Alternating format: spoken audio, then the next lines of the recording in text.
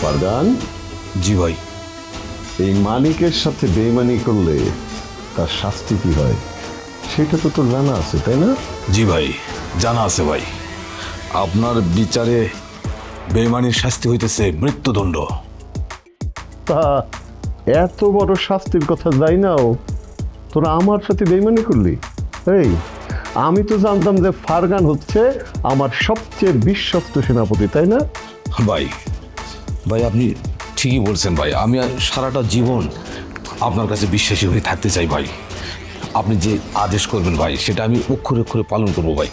আপনি একটু ভেবে দেখেন ভাই, আপনি আমাকে যেসব অপারেশনে পাঠাইছেন সেই সব অপারেশন আমি সাকসেসফুলভাবে পালন করছি ভাই। ওই, তোরা সাদ্দামের সাথে বেইমানি করছিস না? হ্যাঁ, তোরা আপোষে বদি আর খোকার সাথে হাইরে গেছিস, আমার বাহিনী নিয়ে পলাই আইছিস, কি ঠিক? না না ভাই, ডাহা মিথ্যা কথা ভাই, একদম মিথ্যা কথা ভাই। ওই সাদ্দাম তো ভাই ভালো মানুষ না ভাই, সে একের পর এক মিথ্যা কথা বলে ভাই। তার কাছে একটা সত্যি কথা আপনি পাবেন না ভাই, আপনি দেখেন ভাই। ওই, একদম চুপ। বাড়ি দখলের পরে তুই সাদ্দামের কাছে টাকা চাইছিস না, এটা কি মিথ্যা কথা? কোনোভাবে এটা সত্যি কথা নয় ভাই, এটা মিথ্যা কথা ভাই।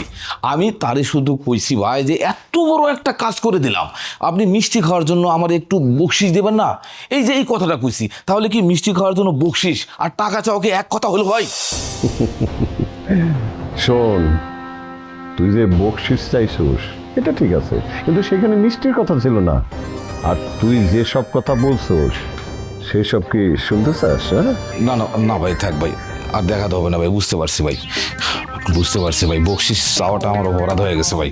আপনি এবারের মতো আমার ক্ষমা করে দেন ভাই, প্লিজ ভাই। ফারজান, ঠিক আছে, এইবারের মতো আমি তোরে ক্ষমা করে দিলাম, কিন্তু হীরা, সে তো তোর চেয়েও বড় অপকর্ম করছে, হ্যাঁ বড় পাপ করছে। আর এই কারণে হীরারে হাত পা বাইন্ধা পাশের গোডাউনে ফালায় রাখছি। স্যার, একটু দেখায় দেখ পানি টানি লাগবে কিনা, আফটার অল তোর বন্ধু। হ্যাঁ,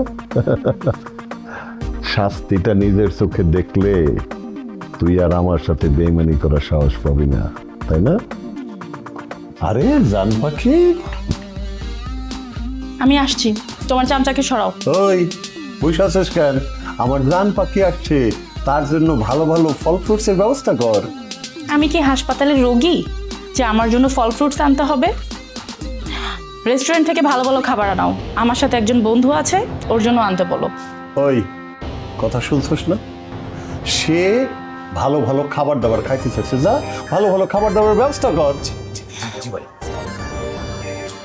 এই জান পাখি, তুমি দাঁড়ায় আছো কেন? বসো, পাশে বসো, পাশে বসো। হাত ধরো, পাশে বসা যাবে না। কেন?